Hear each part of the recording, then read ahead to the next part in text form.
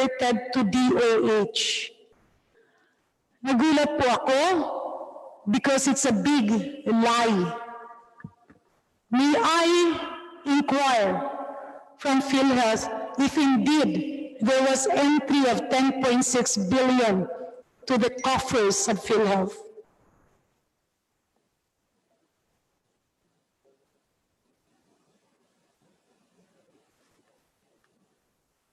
Can somebody from the finance department of Philhealth or somebody from the legal office answer the question?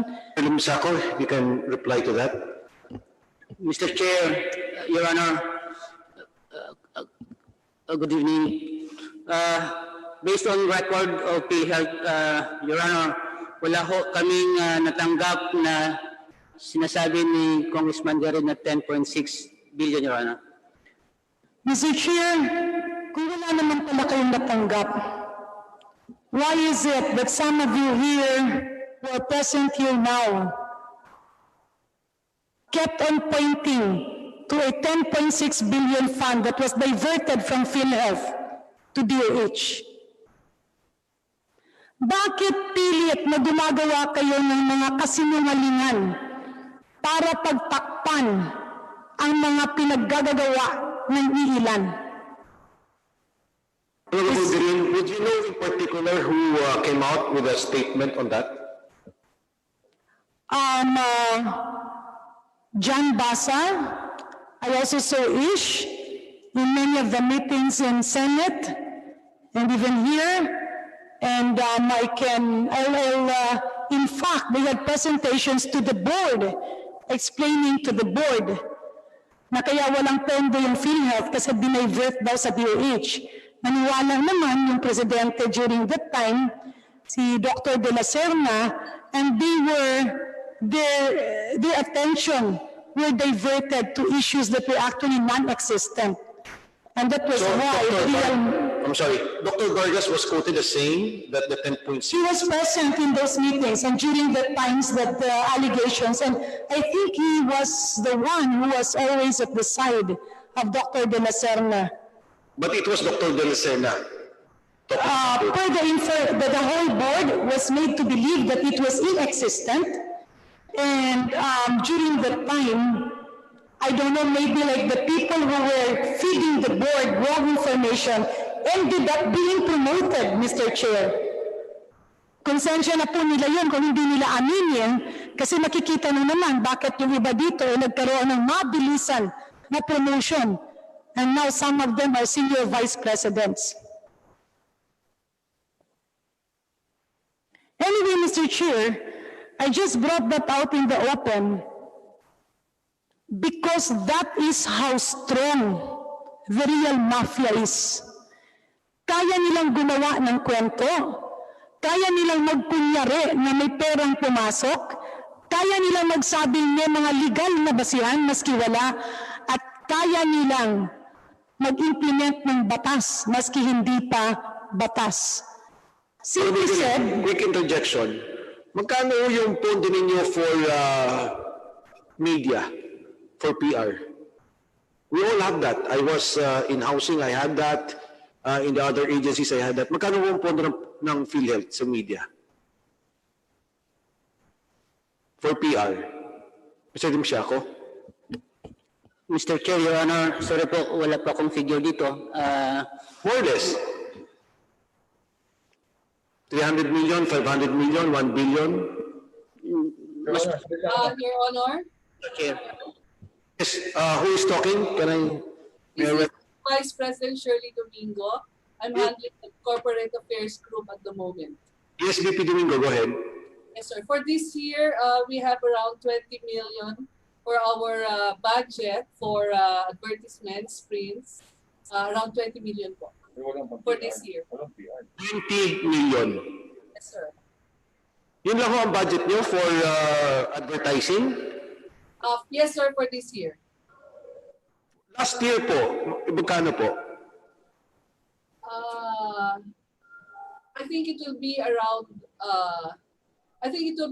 That, but the year before that it was around 70+ million. That would be around 2 years ago. But this was brought down for several reasons. Therefore, it would be around 22 million last year and this year.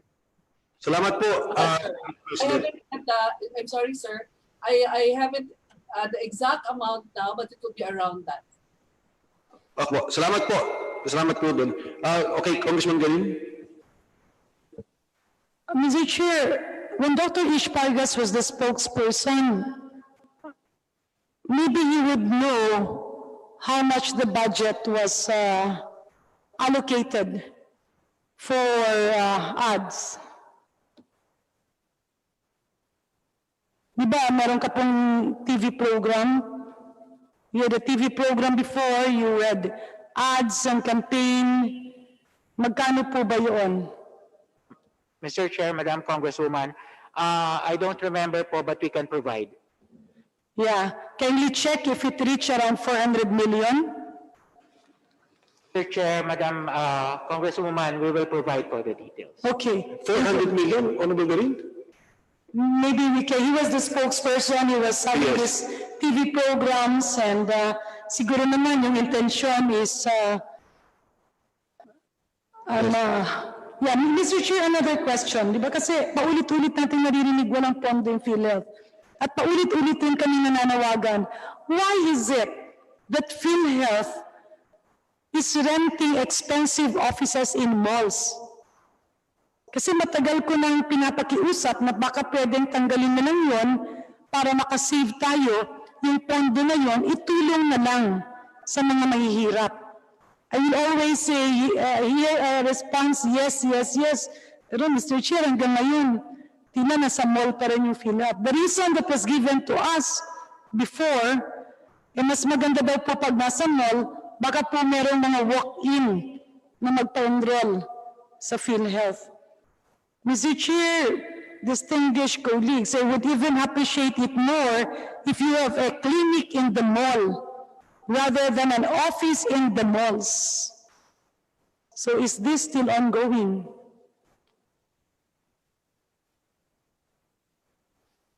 Please answer.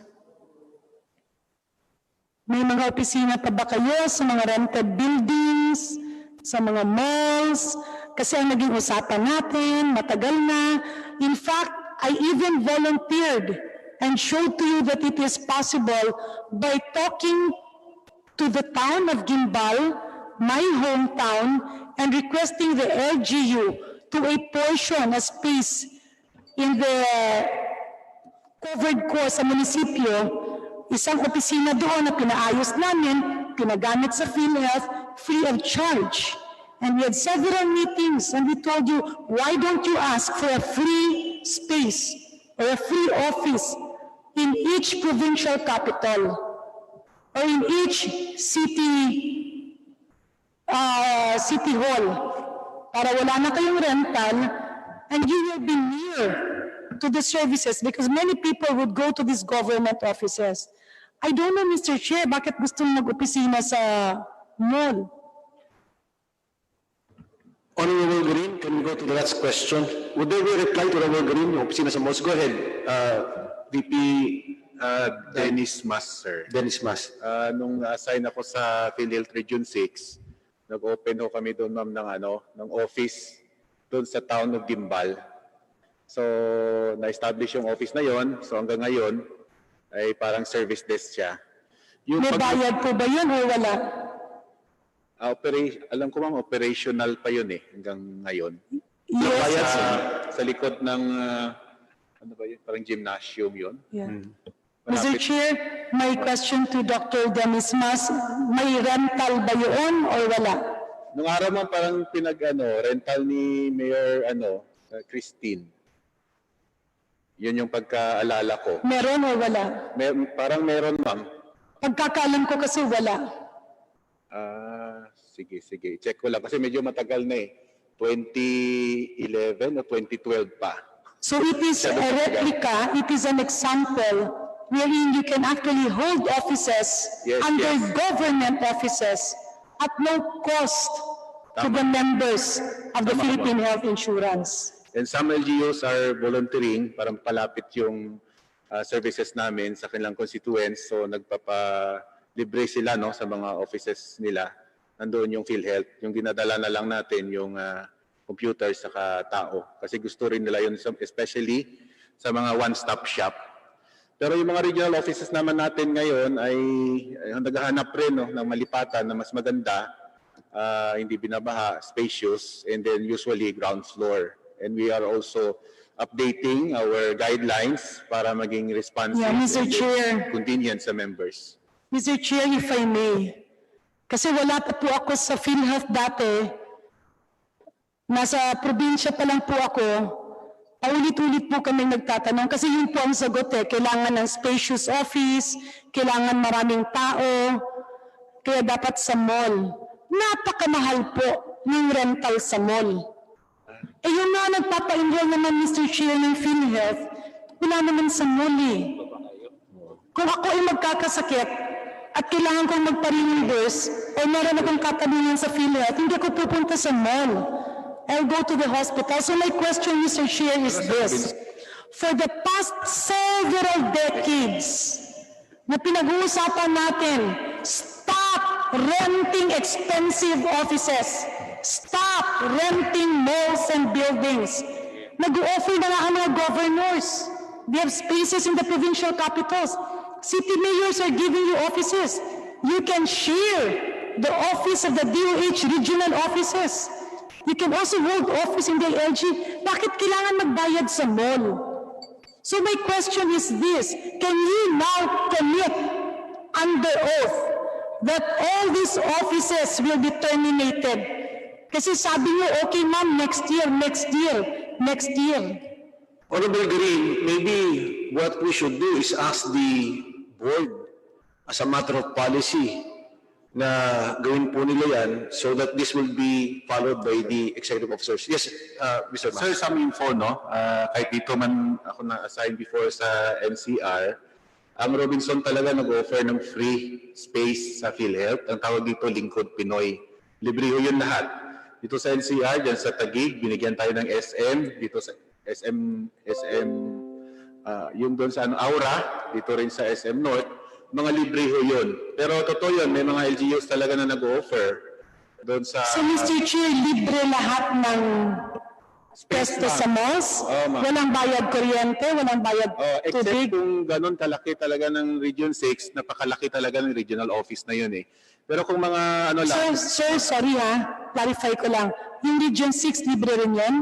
may bayad yun talaga ma'am kasi napakalaki. May bayad yan. Napakalaki na talaga. So minsan may bayad, minsan walang bayad. O pwedeng libre yung maliit na pwesto, pero may bayad yung malaking pwesto. Yung maliliit ma'am nasa malls, libre yun talaga. Pero kung regional offices talaga ng mga 2,000 square meters, mga 3,000, hindi na kaya. May bayad Mr. talaga. Chair, At saka dinadaan just to sa clarify, public. I'm not referring to promotional booths. Bumabalik po kasi tayo, sir Ang nangyayari kasi, pagka may problema, either hindi natin tinatanggap na may problema o naghahanap tayo ng palusot. Kasi sinasabi niyo ngayon, libre siya. These are promotional booths. Yung nandoon ka sa gitna ng mall or meron kang pwesto doon or sa hallway and you promote PhilHealth. Sinong gustong magpa-enroll? Yun po ang libre. Pero yung mga malalaking opisina, may bayad yun. It's in your budget. Ang point ni Honorable Garin po, hindi po yung promotional booth nga, kundi yung opisina talaga. At any rate, Honorable Garin, maybe we can ask the board na kasama natin ngayon na gawin na nila yung policy so that the executive can also follow. At wag na po magkaroon ng maging problema tong, because it's a very good suggestion na magamit talaga natin yung mga public offices for that. So if we may have the commitment of the board to assist us on this as part of our cost-saving measure for PhilHealth. Yes, ma'am. On my part, Mr. Chairman, naisip ko lang yung advantage of being in the mall. Kasi ngayon ko lang din naman narinig yan, being new in the board. Pero hindi kaya, gusto ko lang munang tignan the advantage of going to the mall. Kasi maraming tao dun sa mall. Kaya iniisip ko, it is accessible to people. Kaya baka yun ang reason. Yeah. Okay, ma'am. At saka hindi rin lang, kung malayong office, hindi pupuntahan ng tao yon. Okay, Pero ma'am. kung sa mall doon, even churches na, they go to the mall. Ma'am, let's do this, Mr. ha? Chair, pagaling ano yung nakikita ko lang ha. I'm sorry. Yes, madam. This is not the venue to debate on this. Pero yung point po ni Honorable Garin, pag-aralan po natin yan because ang intent natin is bawasan yung cost ng ating ng Mr. PhilHealth. Chair. So maybe if you can look at this as a policy because you are Yeah. part of the board. Honorable Garin? Yeah, Mr. Chair, if I may, ma'am, tama po kayo. Ngayong mall, maganda siya kasi maraming tao. But we're talking about PhilHealth here. Yung transaction po ng PhilHealth, online yun. Kapag ikay empleyado, kinakaltasan yung sahod mo, nire-remit ng iyong employer papunta sa PhilHealth through the bank. Am I right? Pagka naman yung PhilHealth magbabayad, online naman, pinapadala naman dun sa account ng hospital o sa account ng mga clinics or doctors. In other words, the foot traffic, while it is high in malls, is not conducive for PhilHealth kasi wala naman talagang walk-in na nagpapa-enroll sa PhilHealth. Napakakonti. Yung mga nagpapa-enroll ng PhilHealth, either employee ka or grupo kayo, and if you look at the pros and cons, vis-a-vis the rental, walang pumupunta ng PhilHealth na magpa-reimburse ng gastusin. Honorable You do it in the hospital. Ma'am, Honorable Green, I don't think this is the time to debate on the rental policy of PhilHealth. You would have your own time in the board to discuss that. And Honorable Green, may I remind you of the time? Maybe we can go to the last question. Thank you, Mr. Chair. My last question is this. Paulit-ulit po kasi, nung inaudit ang PhilHealth, paulit-ulit pong rason ng ginawa na ninakawan ko raw ng 10.6 billion ang PhilHealth at nilipat sa DOH. For the record, Mr. Chair, that is a big lie. But this lie was made because there was collusion among officers in PhilHealth to divert the attention of the board. Bago kasi yung mga dumating na board dinivert yung attention para hindi nila malaman yung katotohanan. But what is the truth? First, the 10.6 billion is not PhilHealth funds. Yung totoo po dyan, Mr. Chair, I'm saying this because I learned we have new members of the board. I had 3 representations before the Department of Budget and Management during that time. Because the officers of PhilHealth told me, mauubos ang pondo dahil hindi sila binabayaran ng DBM. So I went to DBM, very proud, asking for the payment. Nagagalit na nga ako, sabi ko, bayaran niyo yung PhilHealth. To my surprise, on the 3rd meeting, para po akong binuhusan ng boiling water. Nanliit po ako at nahiya ako sa sarili ko. Because DBM told me front, ma'am, pwede ka naming makausap, wala kang mga kasama dito sa maliit na kwarto. And they showed me, gustuhin na namin bayaran yung sinasabing 10 points, malaki po yun, I think 30 billion. Itong mga iba, hindi ito totoong miyembro. At ito yung pinapabayaran ng miyembro para i-justify yung 10.6 billion because it's there as a program fund. Laking gulat ko nung makita ko that the list of members there are existing members. Ibig sabihin, miyembro na, ginawa pa ulit na miyembro. Binago-bago lang yung mga pangalan. This is the worst thing. They carve out the names of the dependents of PhilHealth members. Ibig sabihin, kung si Congressman Mike Defensor, meron siyang akasawa, Mrs. Danica Fernandez, example lang po yan. Ay hindi, Defensor mag-asawa pala, dapat parang apelyido, sorry.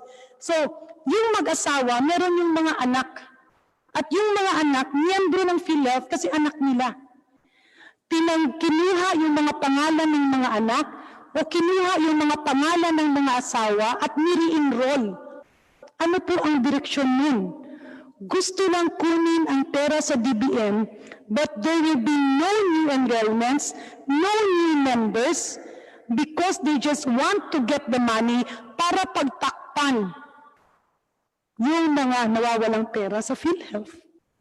Honorable Garin. And lastly, Mr. Chair, I would very much like to initiate again reforms in PhilHealth. So if the honorable officers of PhilHealth here can bring out all the reforms we did, put it back, do not deceive the members of the board, do not deceive the PhilHealth president. Dahil paulit-ulit po ito na nangyayari. This is worse than a pandemic because the pandemic comes every 100 years. Sa inyo, every time may bagong nahapon, dinideceive nyo. Mr. Chair, I have two very important proposals to cleanse PhilHealth. And almost all of you here are aware of that. First, individual enrollment. Pagkapanganak, miyembro. Pag namatay, tanggal sa lista. Meron naman tayong National Statistic Authority Pwedeng mas mababa ang premium. That's why we incorporated that in the 2017 proposed budget. I was the one who defended the PhilHealth budget for 2017, kaya yan lumaki because computed doon individual membership. When I left, they pretended it was forgotten. Kasi ang totoo lang, there is a study in PhilHealth, marami yung hindi enrolled.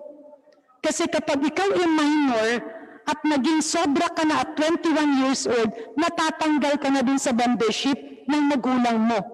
Pagka ako in-member, dahil dependent ako ng asawa ko, nawalan ng trabaho yung asawa ko, wala na rin akong membership. So let's do it individual para mawala yung mga pangalan dyan na hindi totoong tao. O mga totoong tao pero ginawan ng pangalan 2 beses, 3 beses, 5 beses. Next, you have to outsource your legal office and your finance department should be independently seen. IT, yes, it has been always a problem, but most of it is intentional. When we tried to automate PhilHealth, kaliwat kanan na bugbog, ang suntat-suntok ang natanggap ko. Bottom line is this. Since 2001, I was not yet in Congress. I stood up and fought against cataract fraud, citing the collusion between Philippine Postal Office and some officers of PhilHealth. Nagkaroon ng Seacrest report. It is a Bible indicating how fraud is being done. Unfortunately, all of the copies are missing up to this point of time. That study was commissioned by DOH in the early 2000s. Nagkaroon ng reforms ng 2004, nawala ulit, binalik yung reforms ng 2006, nawala ulit, binalik yung reforms ng 2014 and 15, nawala ulit. It will always be a repeated cycle. Talking about universal healthcare law, Mr. Chair, napakaganda ng batas na ito. But that will lead us to nowhere. If the people who has been continuously deceiving the minds of those who does not understand health financing, wala tayong mapupuntahan. Kaya ang tanong ko, Dr. Ish, you have been in PhilHealth for 21 years. We have a curfew. Yes, Mr. Chair, did you ever do cash advance refund for Yolanda?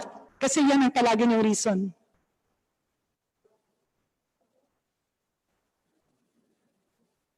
Okay. May cash the reason, advance po ba sa Yolanda? Yung ginagawa natin yun sa IRM. COVID, sa IRM. May IRM din po in 2013 for the Yolanda. May cash advance po. How did we... Ang sinasabi niyo kasi, nag-IRM kayo kasi ginagawa na yan dati pa. By the term alone, interim reimbursement mechanism. Cash advance is never a mode of payment in any insurance facility. It is not a mechanism of payment in PhilHealth. I am 2,000% sure of that. So ngayon, ba't mo sinasabi na meron ng IRM dati? Nagkaroon ba ng precedence? Was there ever a cash advance released during calamities? Mr. Chair, I don't think we will get the right answers. I just do hope that we will all have the conscience to cleanse Philhealth. I rest my case. Maraming salamat po. Thank you, Honorable Garin. I think it's very clear yung pinopoint out nyo dun sa cash advance. Wala naman ganun. But it's called the IRM dati, but it was not a cash advance. So, we just have a manifestation from our members in Zoom. Our Deputy Speaker, Ferdy Hernandez, Deputy Speaker Hernandez is recognized. Nandiyan pa ho ba?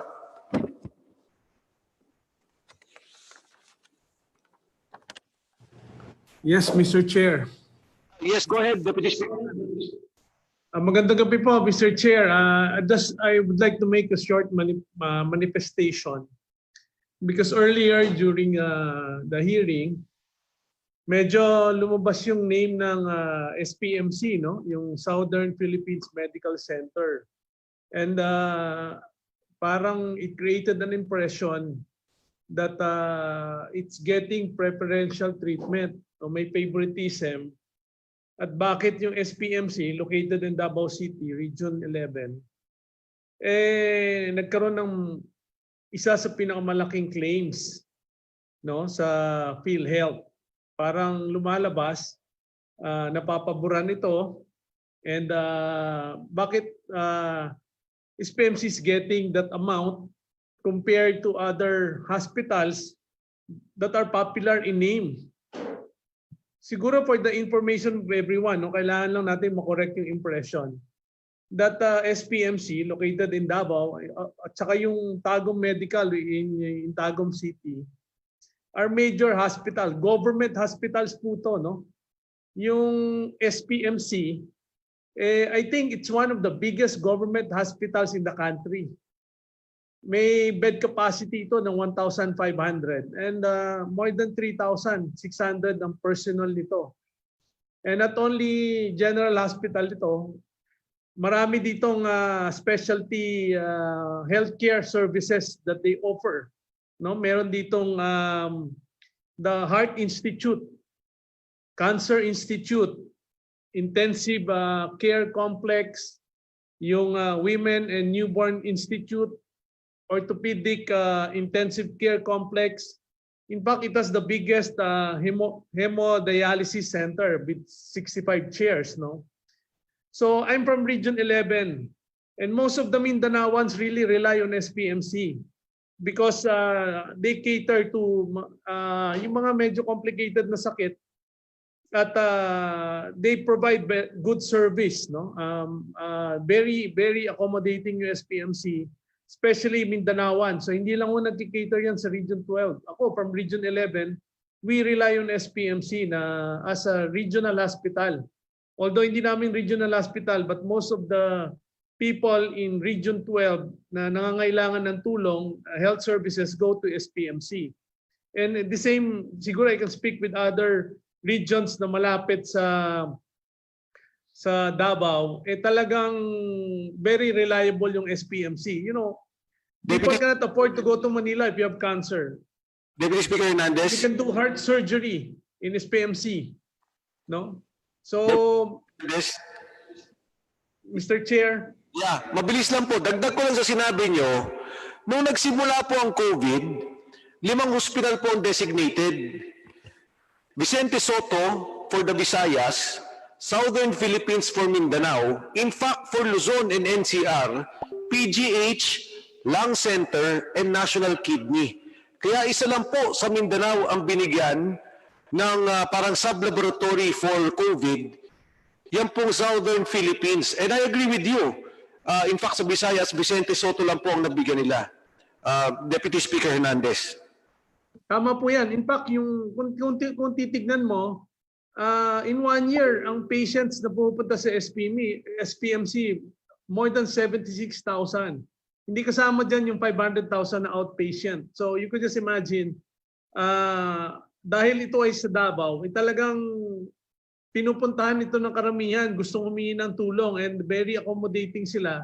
In fact, kung titignan mo sa Philhealth, isa sa pinakamalaking income yung SPMC, amounting to more than 1.2 billion ang income niyan. Kaya if you look at the average ng IRM niya talagang mataas dahil talagang one of the most reliable government hospital in Mindanao, and they cater to all Mindanaoans. So yun lang, Mr. Chair, kasi parang nagkakaroon ng mali siya dahil located sa Davao, and para isip nila napapaboran. Hindi po, I'm not from Davao, but most of the officials from LGUs and yung mga kongresista, pagdating sa pasyente na talagang complicated at saka talagang kailangan ng special treatment, we always refer it to SPMC. Ganun po kalaki ang tulong ng SPMC, pati yung Tagum Medical sa mga Mindanaoan. So that's all, Mr. Chair. Maraming salamat po. Magandang gabi po. Mr. Chair, thank you so much,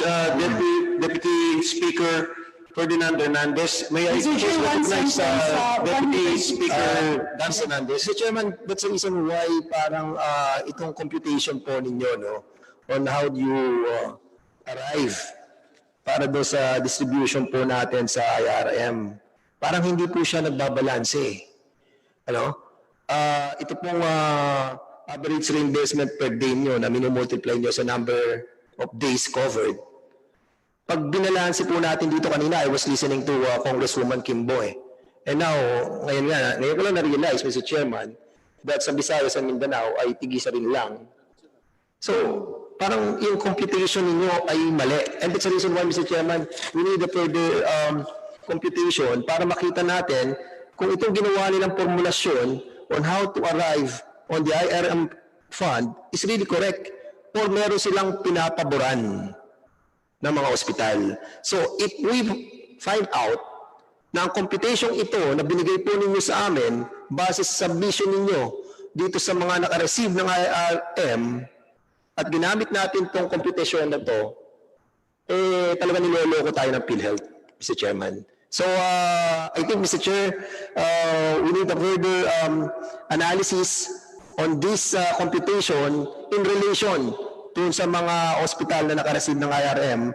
And in that case, Mr. Chairman, malalaman po natin kung tama yung distribution nila according sa formulation. Thank you, Deputy Speaker Fernandez. Honorable Garin.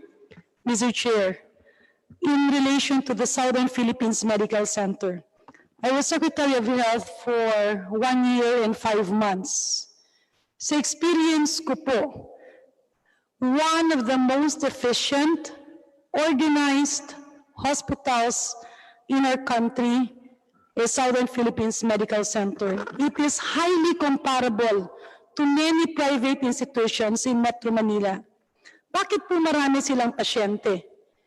Dahil ito po ang naging mukha ng ideal government hospital wherein even the private patients and even the private hospitals all over Mindanao refers to that hospital. So in fairness, Mr. Chair, I would agree that we have to look at IRM as a mechanism that can be abused.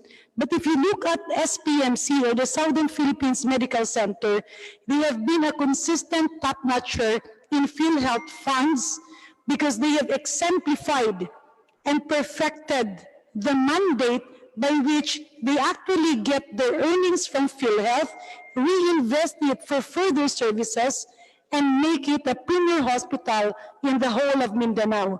They have PET scan, they have all the services that every Mindawanan would always aspire, unlike before that they have to fly to Manila. Bottom line is, SPMC made possible every health service available in Manila has been made available in Mindanao because of SPMC. And in my 1 year with Philhealth, I have never encountered any suspicion or report related to fraud and related to SPMC. That's for the record, Mr. Chair. Thank you so much, our Senior Deputy Minority Floor Leader, the Honorable Garin. May I now recognize the Honorable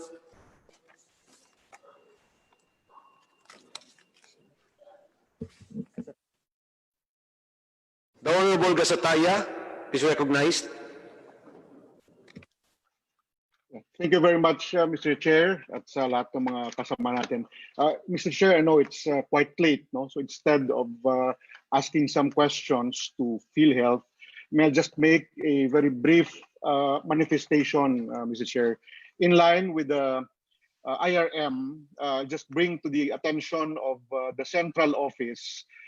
In Bacolod City, Honorable Chair, we have a regional hospital. No? This is the Corazon Luksin Montelibano Memorial Regional Hospital, Honorable Chair. Since March up to the present, this hospital caters to moderate as well as severe cases of COVID-19. Last March 18, Honorable Chair, they sent a letter of intent addressed to the central office of Philhealth, and last July 7, they signed a memorandum of agreement between Philhealth and the said regional hospital. This was endorsed by the regional office to the central office. But when I look at the records of Philhealth from their website, medyo nahirapan po akong hanapin yung pangalan ng hospital na nabigyan na-release ng IRM last July 31. At present, Honorable Chair, just today, the hospital has 32 cases in its COVID ward. 20 are positive and 12 are waiting for results. The hospital has 29 health personnels who became positive with COVID-19, 8 doctors, 4 nurses, and 17 non-medical staff. Since March until July 11, they already handled 118 COVID-19 patients, Honorable Chair. So dito makikita natin that this government hospital kailangan ng tulong in terms of IRM.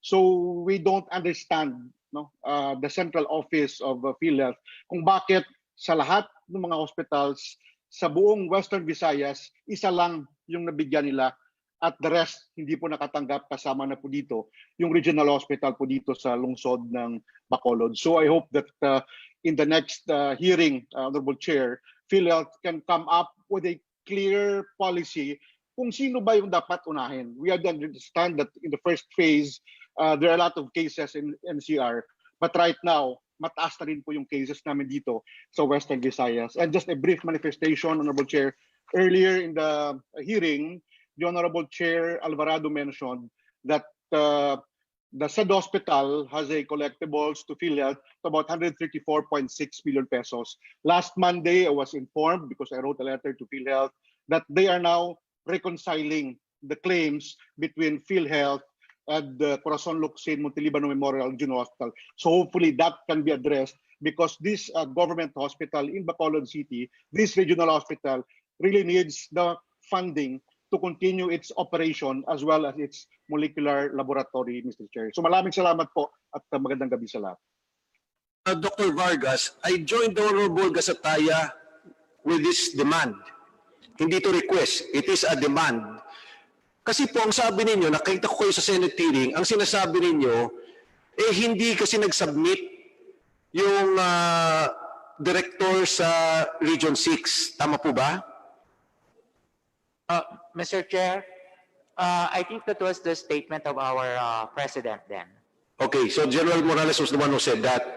Ngayon po, kung ang criteria lang naman is yung services plus the days, binultiply ninyo, bakit po ang Region 6, particularly ang Iloilo, ay na-deprive, which is my home province, and na-deprive din ng pondo kung hindi pala favoritism to at may formula tayo?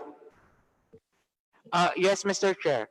I will check on what happened to the MOA, or I mean the requests sent for Region 6, and we shall report on this. Thank you so much. On Monday, Dr. Vargas, kindly please give us an update on this. I know in the Honorable Gasataya on his demand that Region 6 should be given its proper attention as regards COVID. Kailangan po naman, kung ang sabi natin may formula, wala po sanang palakasan kung sino yung magsasubmit, kung sino yung gagawa. Kung hindi, immediately, lahat ng ospital meron kagad recognition based, particularly po ang public hospitals na mabigyan pagtulong dito sa problema ng COVID. So, Honorable Dan? Mr. Chair, ito in relation to what you have said, yung average reimbursement per day ng hospital, di ba? Correct? Mr. Vargas? Historical claims po. Ito po yung kinukuha natin sa mga hospital, di ba, yung average reimbursement per day. Ang nag-i-issue nitong ARPD ay binibase nyo doon sa hospital. Is that right? Base po natin doon sa data po natin. Data na nanggaling sa hospital. Ito po ay doon binibase po natin, especially po doon sa amount ng ibinayad po natin. Plus yun po mga... Have you submitted that, Mr. Vargas, sa committee na ito? Yung pong mga ARPD? Yes. Meron tayo. Mr. Chairman. Deputy Speaker Fernandez, yung pong circular nilang IRM, meron pong sinabmit. But as to the particular hospital, wala po. Well, what I'm trying to say, Mr. Chairman, para ma-compute natin kung tama yung ginagawa nilang formulasyon, we need to find out the specific average reimbursement per day ng bawat HCIs. At i-multiply natin to doon sa number of days covered. Para makita natin kung yung distribution nyo ng IRM na nakalagay dito sa inyong pinadala. Actually, ito, galing to sa Senado eh. Kinulang ko lang sa TV to eh. Para makita ko yung mga distribution kahapon. Do you have a copy of this? Yung sinasabi ni Mr. Lim Shaco kanina that as of July 21, almost how much na tayo sa release ng IRM? Ilan na? As of July 21, ilan na nare-release natin sa IRM?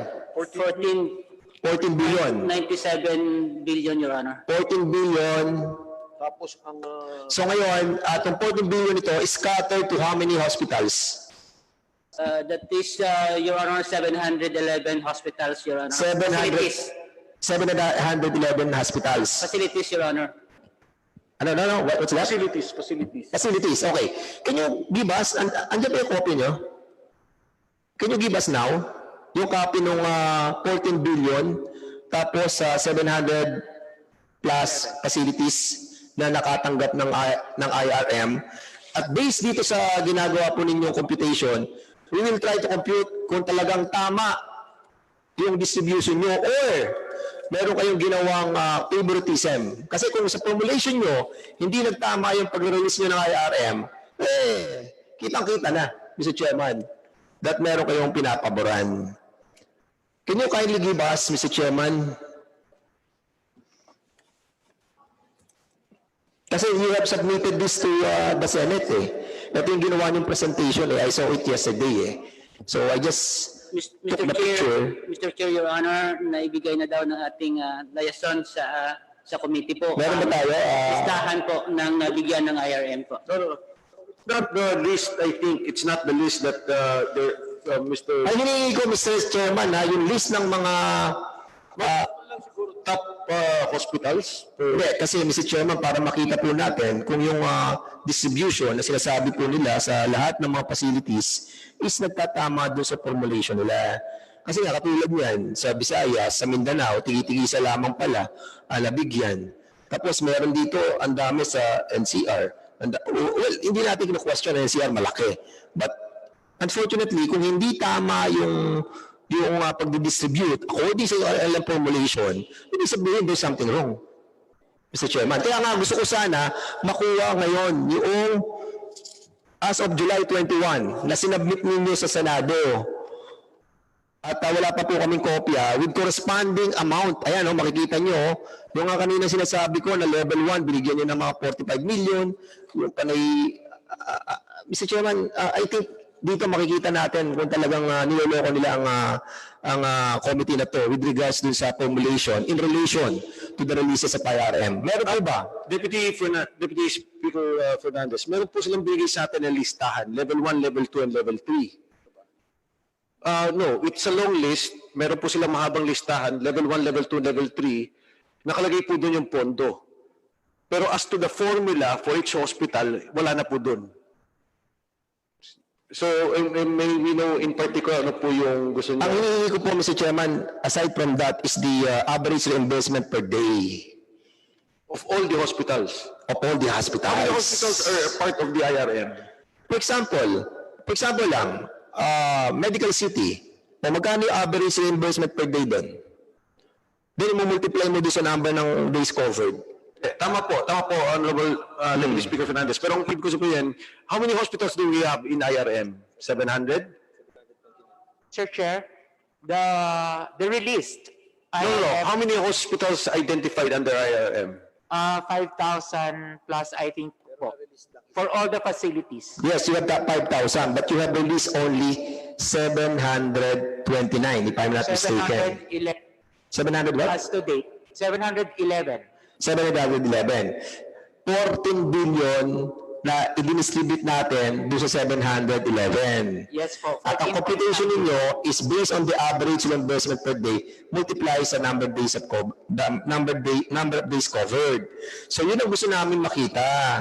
Yung average reimbursement per day sa bawat ospital para malaman po natin kung tama itong ginawa niyong formulation. So, meron ba kayong kopya ngayon ng average reimbursement per day? Can you kindly submit it to us, Mr. Chairman? At nasa ganun po ay makompute natin. Pagdating po ng Monday, mabalansi po natin to kung tama po yung ginawa nila, Mr. Chairman. Yes, Philhealth is requested to submit those. Kaya nga, Mr. Chairman, yung average reimbursement per day ng bawat ospital at saka yung number of days covered. Okay. Okay, so may I continue, Mr. Chairman? May I continue? Okay, go ahead. Okay, tapos na po ba tayo sa case rate, Mr. Chairman? Tapos na. Well, technically we are, pero siguro pwede pang ituloy sa, kasi ang Deputy Speaker Fernandez, yung curfew natin, mayroon din mga nasa Zoom na maaaring maipit. So, Mr. Chairman, I know, napagod na rin ang chairman. Hindi pa tayo kumakain at mga resource speakers na nandito po natin. Gusto niyo po ba ituloy o pagod na po kayo? Gusto niyo po bang magpahinga na? You can take a leave of absence kung gusto po ninyo. Kung gusto niyo. Well, anyway, Mr. Chairman, sige, I will not continue anymore my interpellation on the second issue that we're going to tackle sana. No? Ang susunod po natin sana itatakal ay tungkol na po sa IRM, sa IT, sa financial management, which I'll be tackling on the next hearing. Deputy Speaker Fernandez, on Monday, our next hearing, you will be the first one. 9 o'clock. Maraming salamat po, Mr. Chairman. And I waited like 7 hours staying here with you. And I don't regret it. Dahil nga po, marami po tayong nadiskubre. At sana po lamang yung mga iimbitahan natin sa susunod, Mr. Chairman, ay please put strong words on the invitation para na sa ganun po ay hindi sila magdadahilan. Kung meron pa silang dahilan, pakita po yung medical certificate and we will validate na yung kanilang medical certificate is really true. Para na sa ganun, hindi po nagdadahilan yung iba natin na iniimbitahan. So yun lamang po, Mr. Chairman, at maraming po salamat sa lahat ng ating mga resource speaker at sa iyo po, Mr. Chairman. Maraming po salamat sa pagbibigay mo ng pagkakataon na maliwanagan kahit sa ngayon po ay malabo pa ang mga sitwasyon na dapat po nating kaharapin. Maraming salamat, Mr. Chairman, at magandang gabi po sa ating lahat. Thank you so much, Deputy Speaker Fernandez. Una po sa lahat, nais ko magpasalamat sa lahat ng guests natin dito.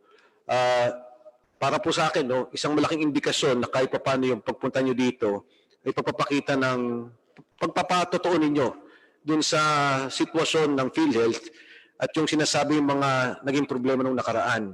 In fact, kanina ho, nung nagsabi kayo na pipirma kayo ng waiver doon sa AMLAC, ay napakalaking bagay po yan. At I think very well appreciated, hindi lamang namin, kundi ng buong bansa. In the next hearing ho, Dr. Vargas, if I may request, or Mr. Limsiaco, yung record po ng Cardinal Santos doon sa compromise agreement ninyo, hindi po to yung recent, sometime I think in 2011. At saka po yung perpetual succor. Itong perpetual succor, may kaso pa rin to hanggang sa ngayon at nakasama rin siya sa IRM. I just want to get the documents on this for our next hearing on the all case rates issue also.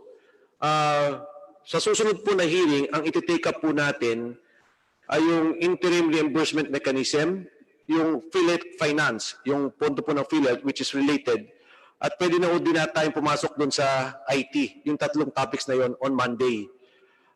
We would like to thank the members of the board. Ma'am, thank you po sa pagpunta nyo dito. And also our officers who are here right now, nandito po sa plenary at nandito sa atin din sa Zoom. I'd like to thank also the members of this committee, the Public Accounts Committee, and the members of the Good Government and Public Accountability. And of course, our Deputy Speaker, Dan Fernandez, for staying with us tonight. Ang susunod po nating hearing Monday, 9 a.m. And we will proceed with the topic of IRM, Philhealth Finance, and the IT procurement. Maraming salamat po sa inyong lahat. And we will temporarily suspend the session until Monday, 9 a.m.